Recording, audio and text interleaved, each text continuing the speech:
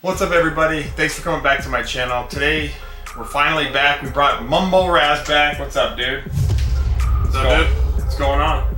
Same old, same old. But I haven't done this in a while. I know, it's been a hot minute. Yeah. So I called him up. I was like, you know what? We got to do some recent pickups because we've both been collecting pretty hardcore lately, and I wanted to see what you got. I see you got a little pile of games there. Yep. What are you starting with? Let's see what you got. I got to talk about Donkey Kong Tropical Freeze. So this game is, I love how the game's noob friendly. Before I forget, I just got to mention how you can reverse the keys, which I thought was kind of cool.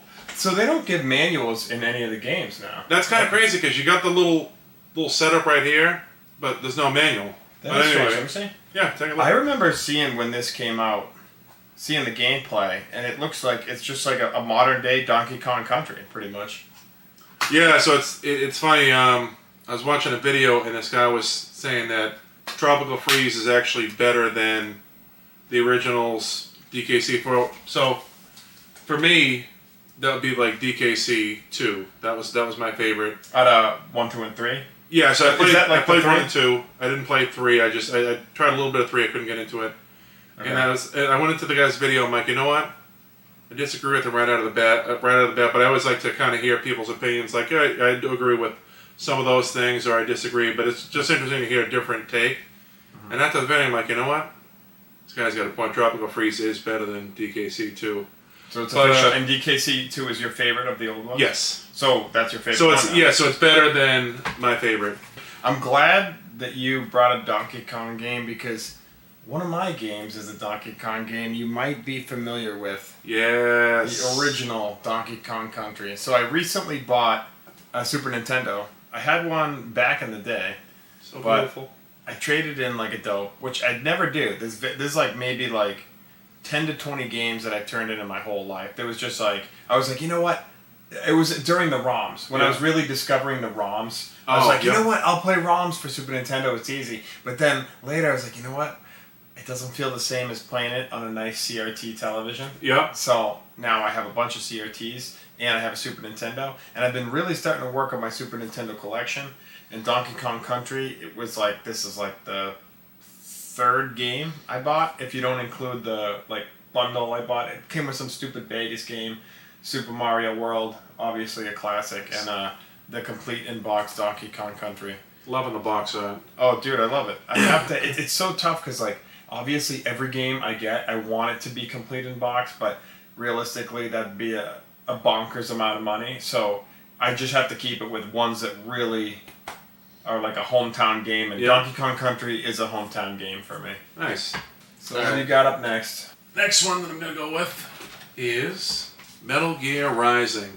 You should check that out. So I actually was able to get this at GameStop with the manual, which is huge. Typically, you go to a place like GameStop, you'd be lucky to get the original case, let alone the manual. I always thought that was cool because I was a fan of Metal Gear Solid, but I couldn't get into the whole sneaking aspect of it. So I saw this. You're not into stealthy games? I mean, I'll tolerate. Obviously, there's a lot of hot games that have like a stealth mode, but having a whole game, full stealth. Yeah, full stealth. That's the hard sell. I'm kind of like that too. Like I like Splinter Cell, the old one, that's stealth. But other than that, I don't love stealth, so I feel you on that. That game, from what I've seen, what we were checking out, that game looks right up my alley. I remember when that game came out, and I was like, shit, like, I love Metal Gear Solid anyways, so when that came out, I was like, this is even more geared towards, like, me and you, who like the hack and slash. And it plays pretty good, it looks like.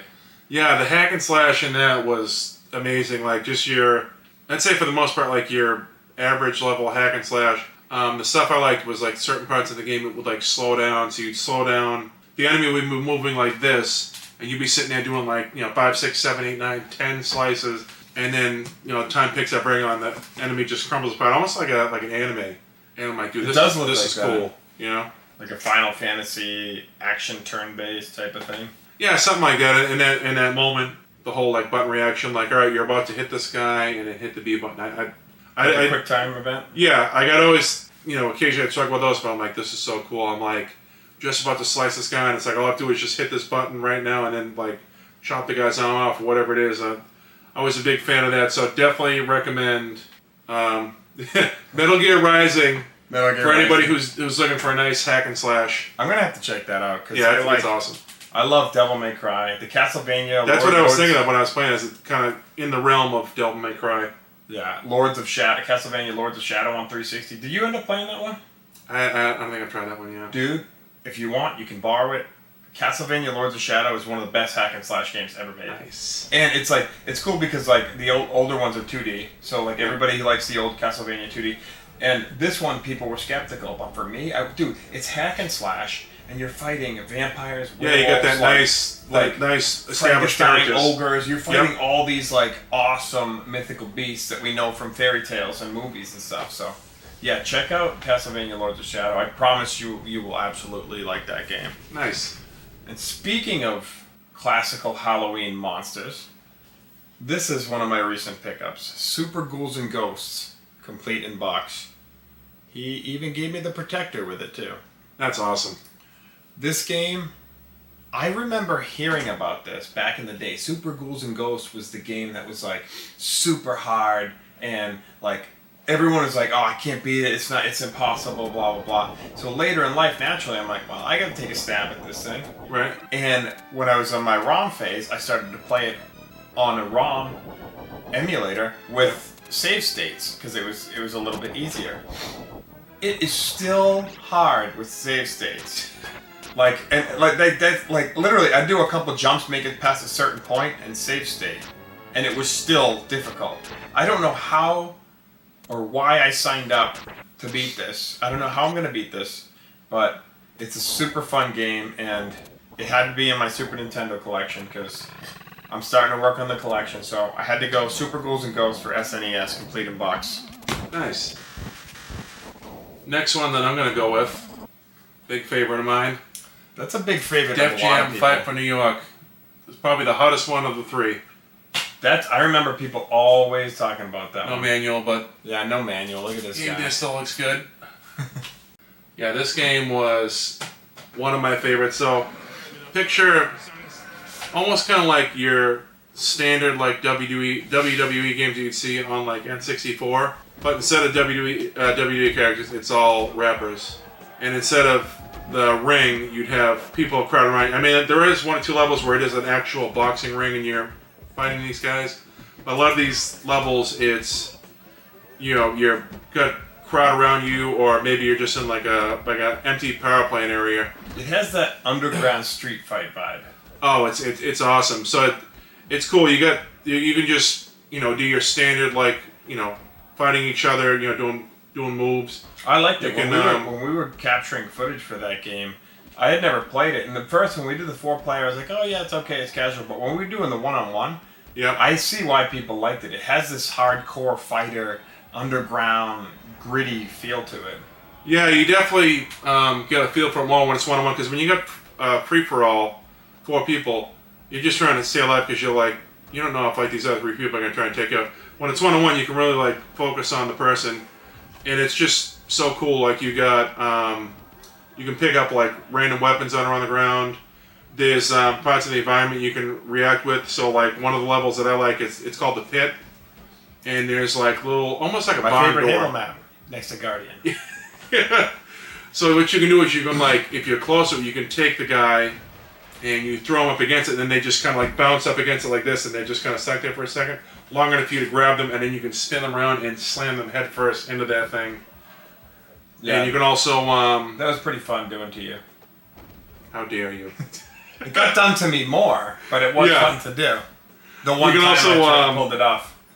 You can like throw the person in the crowd, so sometimes the crowd will either just like grab the guy so you get a hit up, or the crowd will just kind of like grab the guy and then push him back towards you, almost kind of like when people bounce off the cage or something. The ropes of like a ring, like bouncing off of that and then coming at you, so you can do a move. And they have probably one of my favorites, which is like a blazing move. So if you're really like hammering this dude, there'll be a little meter that'll fill up, and when it fills up all the way, it'll start going, and you'll see the little C stick is like transparent. It'll almost kind of like toggle back and forth, letting you know like, all right, get ready to do your blazing move. So at that point, you do So I got it for GameCube. You do the C stick in any direction to initiate the little cutscene, get ready to do your blaze move, and then you want to quickly grapple the enemy like face to face, and then hit the C stick in any direction. You do these like otherworldly, like throw out the whole physics idea, like power moves. And if you get the guy now in the it's red, not realistic. Yeah, if you get the guy in the red, then you can pull off a KO that way, and it's just so much fun. Oh yeah. Well, when I was playing it, I was having a good time, so I definitely like that. So I got one here that I was pleasantly surprised that Mumbo liked. And this is not a game I had back in the day. This game is newly acquired, and it's very expensive for what it is on eBay. And that's TubeSilder for GameCube. TubeSilder is a futuristic racing game, and I've mentioned them before in the past. TubeSilder is super fun. We got it in the GameCube because we were just playing it. And futuristic racing games are my thing. I think most racing games that are like simulator are just kind of like boring. They all feel the same now. It's like even shooters, all the shooters feel the same, and racing games have felt the same for quite some time. But for futuristic racing games, this one definitely takes the cake as like it's rising in my top favorites because the fact of that you have these cool anti-gravity futuristic spacecrafts, basically space racecrafts, and you're racing not just tracks, you're racing in tubes going through giant megacities and into some dip out into space, some dip under the ocean. The fact that you're racing these 500 to 1,000 mile per hour futuristic space race vehicles through tubes, I mean, that's like, I wish that was real. Like, if this was real, I wouldn't be DJing. I would be racing in TubeSilder. I would be futuristic racing. I would be, like in a spacecraft going 900 to 1,000 miles an hour. Yeah. With like, and it's light combat based. So, like Mario Kart, I don't like to compare it to Mario Kart. It's not, but it's a race with slight like weapons. You got a couple different weapons you can use. It's mostly boost, and there's like a few things you can use, but it's mostly race oriented. So the thing I liked about the game that really sold it for me was like, I mean, I played a couple different like futuristic racing games, regular racing games, and as a noob, sometimes like you're trying to get an edge on somebody and it's like you hit a corner or something and it's like, well, now I've like spun out, now I'm facing the wrong way, or I've missed that little edge that I would have had, and now I've gone from second place to like eighth. The thing I like about this is because it's a tube, worst case scenario, if you're spinning up and now you're like on the top, just kind of gliding along, it's just going to slow you down. Which, I mean, it's not horrible considering, it is cool kind of like having your vehicle kind of go like this and just taking in the scenery, because a lot of these tubes are like see-through and you get some really awesome views. So the external level design of the tube tracks that you're going through, it's hard. Sometimes you don't want to race. You just want to be like, wow, look at that. Yeah. Like you're just going on a journey. I love that about this because just the whole mega city in space, underwater, like that's like, it's just like the tubes go wherever they go. And that's the racetrack. It'll go through a city, it'll go underwater, it'll go into space, whatever they designed it. And the level design in this game is crazy fun. Yeah. Like it's really, and that's like to your point about there's some racing games that are specifically made to, it feels like it's made to try and mess you up.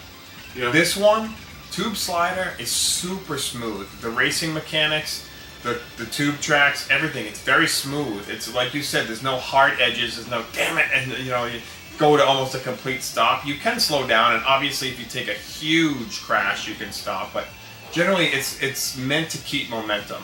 And that's what I like, that's what you're saying is what I like about futuristic race games is how fast does it feel, like the speed factor, and how smooth is it to just play and just to get that, like to really get in the zone of like you're actually in the race. Because it's like, if you're not bumping into stuff and slowing down, stopping, and you're in that tube and you're just like zooming, like that's a feeling. Yeah, that's the feeling cool. I like about futuristic racing games. And TubeSilder, in my opinion, I'm still under 30 hours of it, definitely. But so far, It's an amazing game. Oh, let me just say one bad thing about it. It requires a whole memory card, I'm pretty sure, because I tried to save and I only have like 3 or 4 GameCube blocks taken up on my memory card, and it wasn't enough. So I think you have to use a whole memory card. I could be wrong, but regardless, it takes a lot of memory card space for a GameCube memory card. But other than that, the game is fantastic. And I'll just say the deal I got on it was pretty crazy. So these go for about $150 on eBay. Like, if you're watching this video right now and it's still 2023, I'm sure you're going to find one for $130 to $170, complete in box, not just the disc. So I was badgering this guy on eBay. I was like, yo, man, I got $85. I'll give you $85 right now and free shipping. So $85 for that? I'll pay that all day. That's a little more than half of what everyone's asking. He's like, oh, the lowest I could do is $95. I was like, okay, you know what? I'll hit you up tomorrow, see if you change your mind. And I get cash, I'll send you payment right over. Because I told him, I was like, look, how many, like, yeah, it is $150. It's a $150 game. But how many people are buying TubeSilder? Right. I had him, I was like, there's not, like, yeah, they go for that much, but how many people are buying it, though? Like, this isn't some rare Zelda game that you can just sell for a lot of money, and it's gonna, like, you're gonna be sitting on TubeSilder a long time. You might want $150 for it and can get it, but how long are you gonna wait? So I was just explaining that. I was like, hey man, I got $85. Next day, I was like, hey, I still got the $85. Are you down? He's like, yep. Sent the payment, $85, complete in box, good to go. The disc is mint. I gave him great feedback. That was my excellent TubeSilder story. Nice. Yeah. So, what do you got next? All right, my next one, my final one, we got TimeSplitters 2, baby. So I got to give credit to my boy here, because obviously I've heard of TimeSplitter from friends on Facebook, and we were hanging out, and I was like, hey, I noticed you got TimeSplitter. Can we check that out? Oh, before I forget, got it with the manual. All people want to appreciate that. Got a nice little juicy box art on the back. Oh yeah. So yeah, we were hanging out one night, and I was like, dude, can we check that out? He's like, absolutely. And I'm like, all right, I'm hooked. I'm loving the futuristic weapons. I'm loving the kind of like secondary fire, kind of like your favorite game, Perfect Dark. I'm loving the fact that there's bots. People like me got no friends. You know, you can sit there and play with bots. And what's cool is with the bots, it's not just your generic, bots. It's all these different flavors, which I'm like, dude, that's cool. Like, you could have stopped at just the bots, and that would have been, like, just a generic bot would have been themed bots in it. Yeah, TimeSplitters 2 is an amazing game. And it's funny because, like you were saying, you came over. I just picked up from my local game store, I picked up 3 cheap PS2 games. They were complete in box in great condition. And what I thought to myself, I was like, I've never actually played the original TimeSplitters. I remember playing TimeSplitters 2, and I was like, this game's great. Me and Jeff, shout out Orlando, my friend Jeff, we'd always talk about TimeSplitters and how it's this hidden gem. That is a hidden gem shooter. Sure, yeah. The campaign and the multiplayer, both fantastic. So I was like, you know what, TimeSplitters, this is a mint condition one. I'm supporting my local game store. It's $20 complete in box. Good condition, other than something I'm seeing now for the first time. Not so good condition there. Whatever, I can get another box art. But I picked it up, and he was like, yo, TimeSplitters? I was like, you know what, let's play TimeSplitters. Like, I just got it, like, the day you came over. It was like that day or the day before. I was like, dude, let's play TimeSplitters. And we were playing for like 2 hours, and we both looked at each other like, dude, this game's good. Right? And I figured it was good because 2 is really good, and I knew it's just something when you're old like us, is I know if that game's good and the feel and the art, I knew this was going to be good too. Yeah. You know what I mean? I just knew it. And yeah, we were playing all night, and then I was like, you know what? You should get TimeSplitters 2 on Xbox. So we put it in, and we were playing TimeSplitters 2, and you went home and got it that night, I was like, say no more. Yep. Say no more. And TimeSplitters, both of these games, highly recommend, and this is in any budget. You can get both of these. If you look hard, you can get both of these together for around $30, $35 if you really look. They're usually, quick sale, you can get $20 for that, $20 for this, no problem on eBay. Very cheap and very doable. So I'm glad you got into TimeSplitters. I'm happy to play that with you. It was fun capturing the TimeSplitters 2 footage. Yep. It's like you said, just like Perfect Dark, you get the secondary fire, which I miss that. I miss that you could have a secondary fire. Each gun, like, there's a plasma cannon in it, or a plasma auto rifle it's called. And then the secondary fire is a grenade launcher. And it's like, cool. Like, it's like 2 guns in one. Like, yeah. They used to do that. Perfect Dark did that. TimeSplitters did that. Other games, Unreal did that. Yeah, I was about to say, I think Unreal did that. The Unreal games did that. That is a forgotten art of the first-person shooter, as well as the arena playstyle. These are arena shooters, like Halo, Quake, Unreal. They're made to be competitive. It's like, it almost feels like laser tag or paintball. It's meant to be played like a sport. It's like Call of Duty and Battlefield. They're cool, but they're not like sport-like. These are built like a sport. All the game types, the way the maps are laid out. These are like competitive shooters. And yeah, I'm just really glad you got into TimeSplitters, dude. And the finale is, I had a copy of this when I was younger. I don't know where it went. I don't know what happened. But I did a recent trade deal, and I got an absolutely mint copy of the original Silent Hill. As you may know, Silent Hill, the way it stands right now, I could sell this for $200. This is a $200 video game. Sheesh. And I don't really think I need to say anything at all about Silent Hill. Everybody knows Silent Hill. It's iconic. If you don't know it, get familiar. You know, if you want to buy it, you could probably find a disc for maybe $100. But if you want the complete in box, you're spending bare minimum $150, and that's probably a chipped case. These are, I don't know why. This wasn't like, it wasn't like a lot of people bought it and played it. It wasn't like, I don't know why it's so expensive. It's just, you know what it is? It's probably that nobody sells it. That's probably what it is. It's everybody who got it, loved it so much, never sold it. So that's probably what happened. But Silent Hill, 1999, classic survival horror, similar to Resident Evil in that classic tank control survival horror game. I had to show that as the finale because I'm a big survival horror guy, as am I a big futuristic racing game and futuristic shooter. So that concludes our recent pickups. Thanks, Mumbo, for coming out. This was really fun, dude. Playing all these games and catching up, dude. This is nice. A TimeSplitters, TubeSilder. Yeah. I'm glad I got to play the Def Jam. I never played that. Oh my god, it's so good, dude. Oh yeah. So we'll see you guys soon. We'll probably do another recent pickups in a couple weeks. I'm sure we're going to be buying plenty of games. So yeah. But yeah, thanks for coming out, man. And thanks everybody for watching, and we'll catch you on the next one. Peace. Alright, thanks again guys for watching. I can't believe I got Mumbo playing some futuristic racers. That is just awesome. We had a lot of fun capturing gameplay for these games and just gaming all night. If you like this video, make sure to smash the like button and hit subscribe. We have plenty more videos coming up, all sorts of topics, very rare games coming in, and always lots of fun gameplay. Alright, take it easy guys. Thanks again for watching and liking and subscribing, and I'll see you in the next one. Peace.